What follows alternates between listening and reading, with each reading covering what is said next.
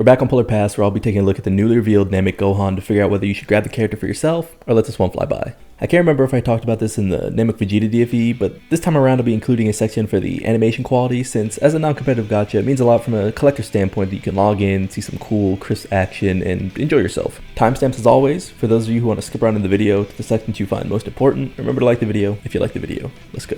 His leader skill is a common 150% lead, with the added benefit of also hitting the shared Planet Namek typing that the DFE for the celebration does. I'll get into this more in the kit design section, so for now, keep in mind that this is particularly important in the same way that Cell Max's ends up being. Bond of Master and Disciple make up the secondary lead, and while it's nothing particularly special, you could argue that this Gohan has extremely favorable options when comparing him to the Namek Vegeta released before him. Overall, I feel confident with a very middle-of-the-road 6 out of 10. Not a fault for him exactly, but we're still in the 200% meta after all. For the animation section, I want to confess that I am not an expert in what is or isn't good animation. All I care about as a consumer is if it passes the eye test. If you're looking for a professional breakdown on why this is or isn't objectively great, you're going to have to look elsewhere. For us casuals, I'm starting off strong by giving this animation set in totality an 8 out of 10. I would go as far as to say that if you purely pull for aesthetics, that this unit wowed me more than both Broly's from this worldwide download celebration, which I already thought were pretty great. If you're a fan of this moment in the series and we're waiting for it to be a modern version in Dokkan, then you can't complain. The only reason it's not a 10 as a faithful recounting of the action is that the truly amazing quality they reserve for anniversary units is hard to match. You can quote me on this.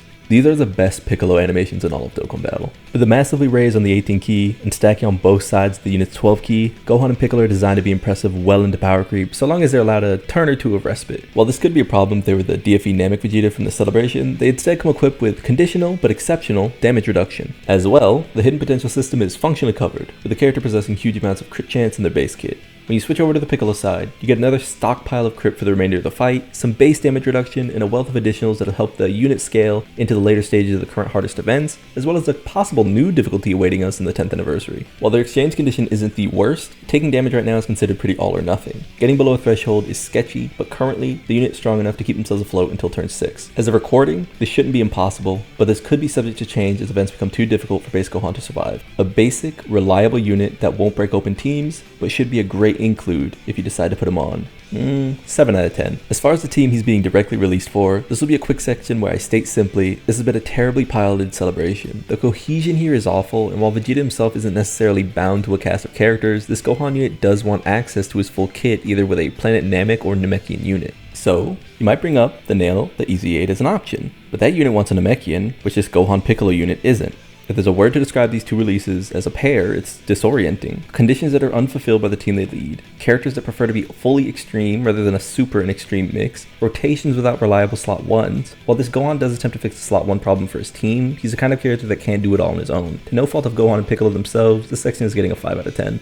In the case of his 200% team options, it's more of the same. DFE Vegeta hangs over his head like a dark cloud, and I would suggest running DFE Vegeta as the lead, with a friend Gohan Piccolo as the secondary 150% lead if you can. This ties back in with the Cell Max mentioned earlier. You are much more likely to slug your way through an event without having Vegeta weighing down more than one rotation with his inconsistent performances. That said, Beast Gohan continues to be the lord of the leads by offering a safe place for Gohan and Piccolo to perform. With the benefit of swapping into Piccolo and fulfilling Beast dual attack, likewise, having Orange Piccolo, who's aged out but can still float around if he receives low pressure, should provide the remainder of Gohan's passive. At that point though, it's wise to ask yourself if running these characters is to the benefit of the team, when Superhero is already so elite and not strapped for options. Here's a list of the many categories this Gohan occupies as a quick overview of his 170% teams, but a reminder that I don't take these directly into account as I assume that characters are released to run on 200%. For this reason, I'm giving this 200% team variety a 5 out of 10. EZA Help is going to be a quick section because like the Vegeta, this is either a 10 out of 10 or a 1 out of 10. Ultimately, this character does need a Namekian or a Planet Namek Saga category ally, and both of these things seem very difficult to achieve currently because the celebration has been so schizophrenic.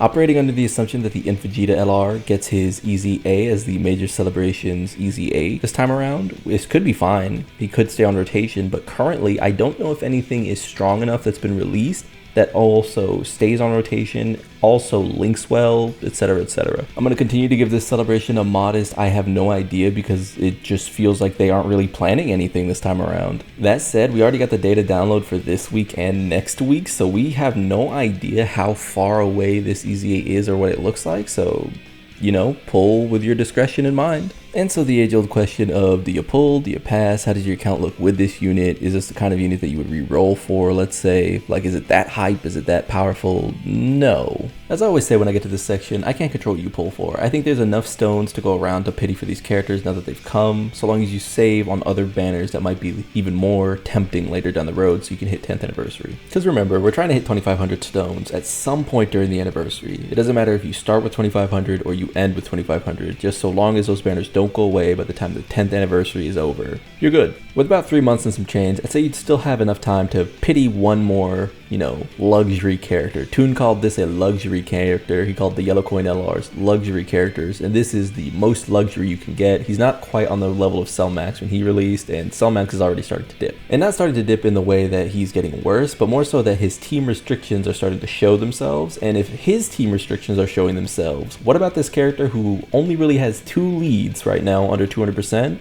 And doesn't have a team protector ability? He's really just Flare. And I'm gonna be honest, it's a lot of Flare because he's super cool, his animations are super clean, but if you take nothing from this video, if you take none of the words to heart, just know that you really don't need him. For now, I've been Lone, subscribe to join the club, keep enjoying Sparking Zero, peace.